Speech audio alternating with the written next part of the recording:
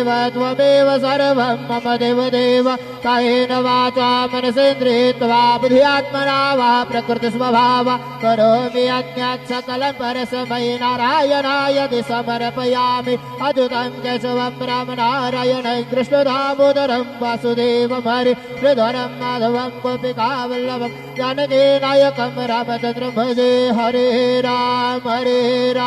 Ram Ram Hare Hare Hare Krishna Krishna Krishna Hare Hare Shri Gurudev Datta.